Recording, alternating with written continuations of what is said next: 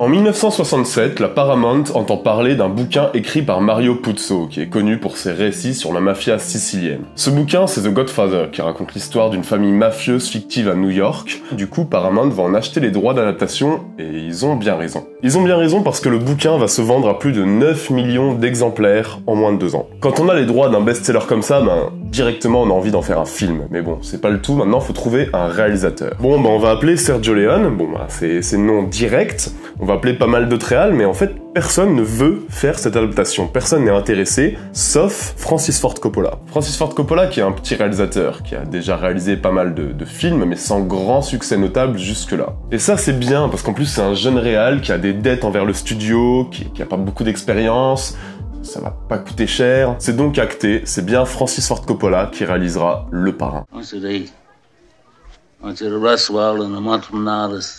Hollywood big shot's gonna give you what you want. It's too late. They start shooting in a week. I'm gonna make him an offer he can't refuse. Le cinéaste a juste une exigence, il veut absolument Marlon Brando dans le rôle principal, même si l'acteur il a la réputation d'être assez ingérable.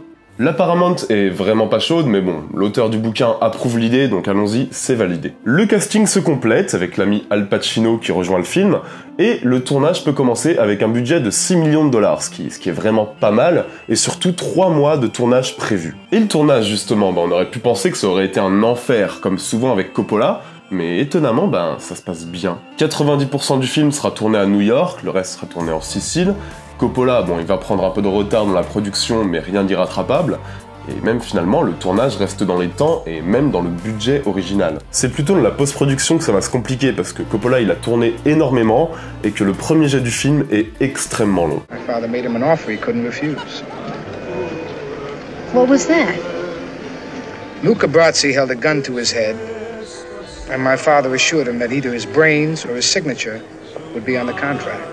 On va organiser pas mal de projo-tests, on va tester différentes versions, jusqu'à obtenir un film à la durée énorme mais qui reste assez exploitable de 2h55, et c'est cette version qui sortira en salle après une avant-première mondiale à New York le 14 mars 1972. Faut savoir qu'avant même sa sortie, Le Parrain c'est un blockbuster, 6 millions de dollars à l'époque c'est un gros budget, et c'est un film qui génère énormément d'attentes, et c'est normal parce que le bouquin de base c'est hyper bien vendu. Mais malgré ça, Le Parrain va complètement dépasser ses attentes. Le film de Coppola sera le plus gros succès de l'année au box-office, avec plus de 80 millions de dollars, et il deviendra une référence instantanée. Contrairement aux grands classiques qui ont été réhabilités, qui ont été reconsidérés plusieurs années après sa sortie, dès la sortie du Parrain, tout le monde s'accorde à le dire, ce film est un classique instantané. Some unlucky accident should befall him if he should get shot in the head by a police officer. Or if he should hang himself in his jail cell. Or if he's struck by a bolt of lightning.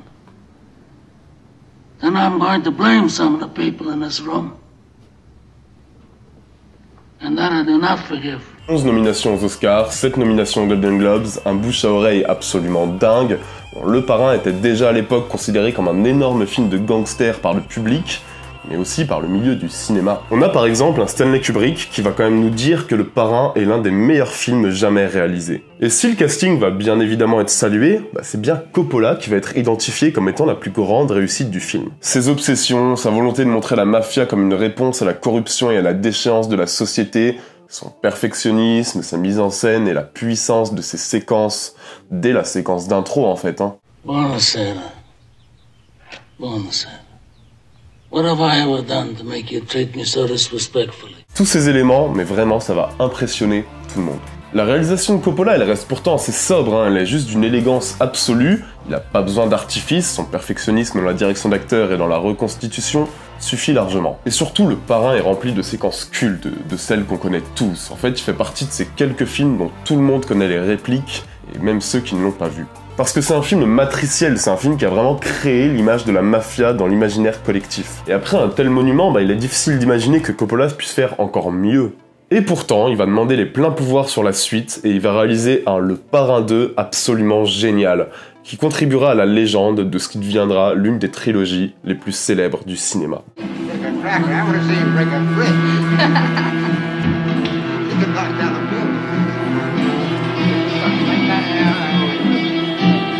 Évidemment, un tel raz-de-marée, ça peut qu'avoir des répercussions. Le Parrain va donner pas mal d'idées à des studios qui chercheront à avoir leur propre film de gangsters et de mafia, pour gagner gros sans trop dépenser. Ça a donné des films parfois honorables, parfois franchement bons, parfois complètement foirés. Écoutez, on va se pencher un peu sur tout ça, c'est les mêmes, en moins bien.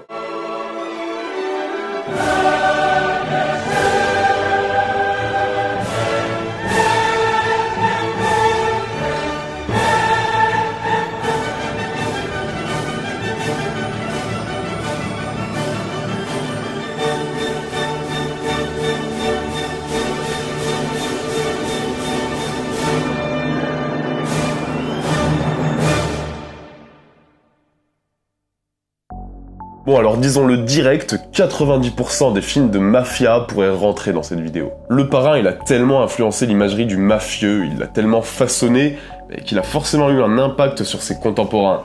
Du coup, dans ma sélection, j'ai décidé d'être très varié, d'essayer de vous donner du sérieux, du moins sérieux, du moderne, du moins moderne. Et on va commencer assez fort avec un film qui s'appelle Suburra.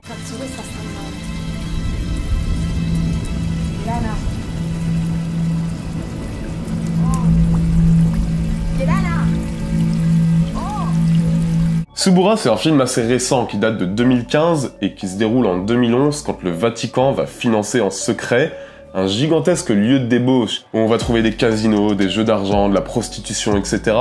Tout ça dans un quartier malfamé de Rome. Et ce projet va bien évidemment impliquer aussi l'État et surtout la mafia, ce qui va dégénérer, vous vous en doutez bien. On a donc une histoire typique du film noir qui promet une certaine violence et un côté psychologique et politique assez marqué. Et alors niveau violence, on va être servi.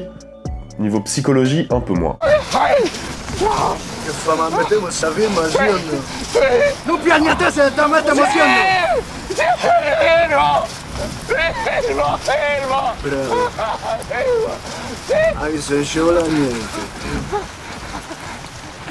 Suburra, c'est un film brutal, un film qui est extrêmement explicite et qui recherche à aucun moment le côté classieux et élégant qu'avait le Parrain, même dans ces scènes de menaces ou de fusillade. Non, ici on va plutôt rechercher une intensité brute, et ça va passer par une réalisation assez audacieuse, qui se refuse rien et qui se fout complètement du hors-champ pour montrer frontalement la violence dans les rues de Rome. Niveau mise en scène, tout fonctionne, et niveau photographie, rien à dire, c'est complètement en accord avec le sujet, le découpage est hyper brutal, il est hyper sec, parfois même volontairement assez chaotique, donc voilà, on n'a aucun mal à rentrer dans l'univers complètement poisseux du film. Là où le bas blesse un peu, c'est plutôt dans la caractérisation et dans l'écriture du sujet. C'ha proprio ragione mio fratello Manfredi quando dice tra te e tuo padre ci corre l'Oceano Atlantico. Tuo fratello non sa manco quando sta all'Oceano Atlantico, Spadì. Ah, sai che famo? Gli dico un giorno di questi passi e fai esame di geografia, va bene? Bravo. Ma leva dal cazzo, non mi piace come sta davanti. Parce que voilà, en fait, on insiste tellement sur ce côté crade que c'est peut-être trop en fait. On a plutôt l'impression d'être à Sin City plutôt qu'à Rome. Il n'y a pas de subtilité, pas de nuance. Globalement, ici, tout le monde est pourri en fait. Et on va enchaîner les clichés des films de mafia à toute vitesse. La corruption, les bas-fonds de la ville, le mafieux aux rêves brisés, le politique qui enchaîne les partouzes. Et surtout, toutes les femmes dans ce film sont soit des camés, soit des prostituées. C'est assez frappant, ouais. Ça participe à l'enchaînement de clichés et de lieux communs qui desservent un peu le film en fait. Ça fait un peu perdre à l'univers, ce côté crade de l'humanité est tellement appuyé que finalement on n'y croit pas forcément.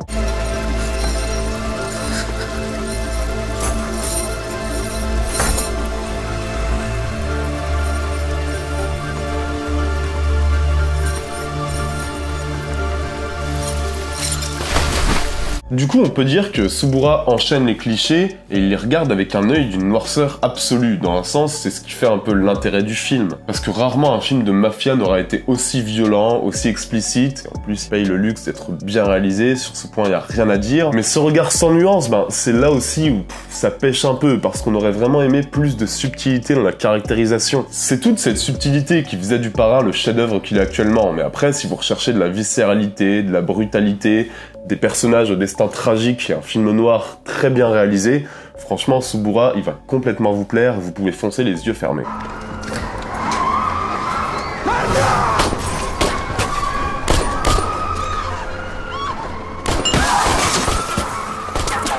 Le deuxième film est sorti pendant la même année que Le Parrain, et il est assez similaire dans son traitement et dans son récit, donc il a bien évidemment souffert de la comparaison avec le film de Coppola. C'est un film qui a un duo d'acteurs hyper charismatique composé de Charles Bronson et de Lino Ventura. Ce film s'appelle La Cosa Nostra, et je trouve que c'est un film qui a quand même énormément de qualité. Dans La Cosa Nostra, on va suivre l'histoire de Valachi, qui est joué par Charles Bronson, et qui nous raconte en flashback sa jeunesse dans la mafia sicilienne. Forcément, il va avoir affaire avec le parrain local, qui est joué par Lino Ventura, qui est absolument génial. Et donc le souci, c'est que ce parrain, il est persuadé d'avoir été trahi par Valachi, et il va donc lui donner le baiser de la mort. Pour ceux qui l'ignorent, quand le parrain te donne le baiser de la mort dans la mafia, c'est que ta tête est mise à prix et il te reste 2 semaines à vivre, globalement. Valachi va donc quitter la mafia, et il va dévoiler tous les rouages, tous les crimes, toute l'organisation de la Cosa Nostra en échange d'une protection policière contre l'ami Ventura. On va suivre tout ça dans un récit qui va s'étaler sur plus de 30 ans, donc on est vraiment sur une fresque sur la mafia sicilienne qui est complètement comme Le Parrain finalement.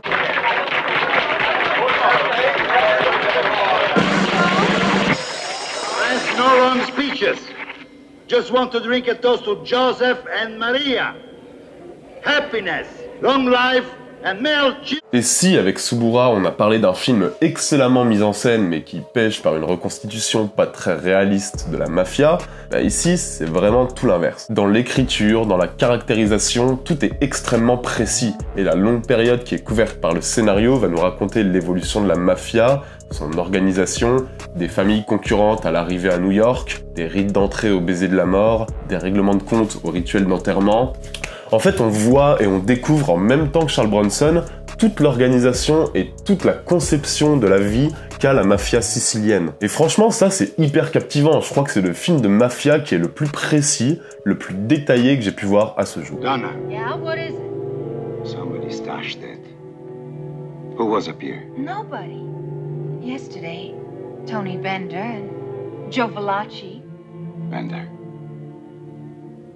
Joe Valachi. Et si le film a forcément souffert de la comparaison avec Le Parrain, et c'est très compréhensible parce que le sujet du film est identique et que même certaines scènes se ressemblent beaucoup en fait, je trouve que La Cosa Nostra a un côté bien plus documentaire dans son traitement. On cherche pas forcément la poésie quasi fantasmée du Parrain. Ici on va chercher à montrer la réalité du terrain qui n'est pas si élégante. Alors attention, je parle de documentaire, mais ça n'empêche pas qu'on est sur un film très cinématographique, plutôt bien mis en scène, très bien photographié avec beaucoup de péripéties. Il y a énormément d'action, pas mal d'hémoglobine, ça se tue de partout avec des meurtres très graphiques, très froids et souvent assez impressionnants.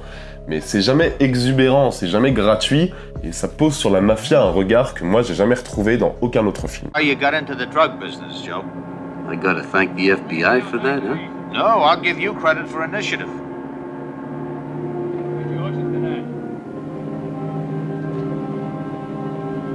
I'd rather be driving the car, Tony. Shut up.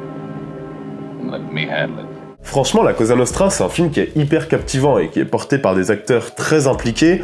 C'est juste dommage que son rythme puisse parfois faiblir, que certaines séquences pêchent par un manque de budget. Et oui, effectivement, ça n'a jamais la grandiloquence du Parrain, c'est pas le but, mais ça a d'autres forces. Franchement, pour ceux qui sont intéressés par la mafia et qui veulent vraiment avoir une plongée en apnée dans l'univers des familles mafieuses, ce film va être assez génial. With our influence in the unions, in the courts, and with the cops, we can walk right in and start a deal. I got supplies from China to Mud Street waiting for the word. So, starting right now. Get out! Everybody out! Quick, Leash! Leash, get moving! Bon allez, on a évoqué un film extrêmement sombre et violent, on a évoqué un film à la construction quasi documentaire sur les mafias siciliennes. C'est des films très sérieux finalement, donc du coup je vous propose pour le troisième film un truc qui est nettement plus gogol, un film qui s'appelle Le Prince de Sicile.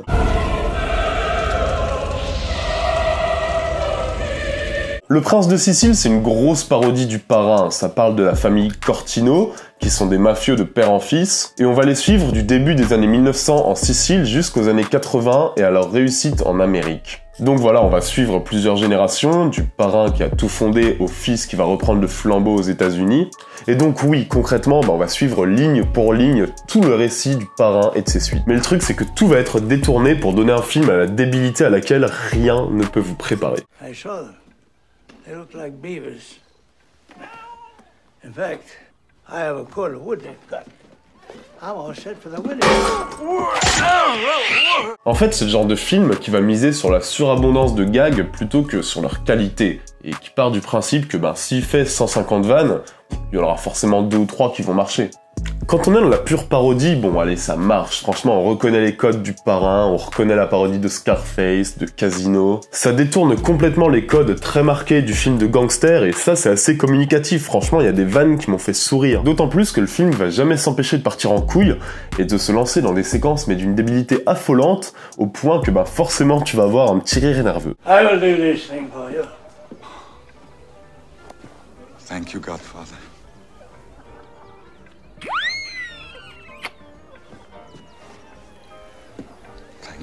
Bon, alors la force du film, c'est que la majorité des gags sont visuels, ça change un peu de la lourdeur gênante des Scary Movie ou autres, on est quand même sur un autre niveau, hein. Il y a une tentative de faire des trucs drôles avec des codes cinématographiques qui sont connus tous. Et en plus de ça, bon, la mise en scène est pas trop dégueu, la photographie c'est dommage, elle est un peu terne et pas hyper soignée. Mais bon voilà, il y a un certain budget, le film est assez court, en vrai ça se regarde quand même assez facilement, hein. C'est pas un film que je vais vous déconseiller. Si tu le prends avec 5-6 bières dans la tronche, il fera le taf, je vais pas être trop méchant avec ce film. On est sur une bonne grosse parodie avec 2-3 séquences qui sont quand même vraiment bien trouvées. Moi je pense qu'il faut le prendre comme un film volontairement ridicule, et si vous le prenez comme ça, vous allez voir, ça va passer. I've been grooming myself my whole life to be done. Maybe I can help. It's none of your business, all right? Don't ever try to come between me and my family. Et allez, je vais faire 10 secondes sur un film dont j'aurais aimé qu'il soit réussi, parce que vraiment, pour moi, il y avait tout.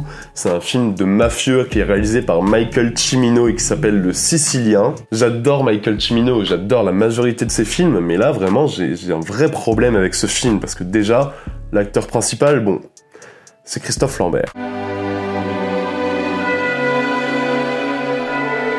Et autant te dire que Christophe Lambert contre Marlon Brando, t'as un peu du mal à y croire. Après, c'est un film qui, bon, a une belle mise en scène, mais surtout qui est d'une longueur affolante, quoi. Putain, il a un rythme terrible. Les scènes s'éternisent complètement gratuitement, ça a jamais la force du Parrain, et c'est un film qui manque cruellement de séquences cultes, en fait. C'est un film qui reste plat. Du début à la fin, le film reste sur la même intensité. Il reste plat en fait, il arrive jamais à s'envoler. Je m'attarde pas dessus parce que bon voilà, c'est pas un film que j'ai aimé et c'est triste à dire parce que vraiment j'aurais aimé, mais c'est vraiment, là on est vraiment sur Le Parrain en moins bien.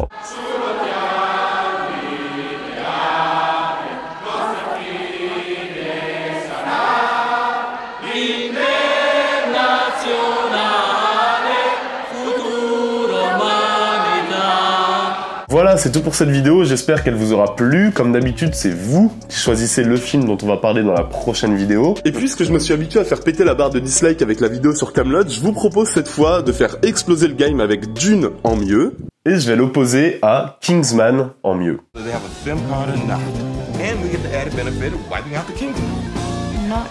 Merci beaucoup pour la force que vous me donnez, on doit être 25 000 quand cette vidéo va sortir, c'est ouf, vous êtes vraiment géniaux, merci beaucoup, n'oubliez jamais que vous êtes les meilleurs, on se retrouve très bientôt, bisous, ciao.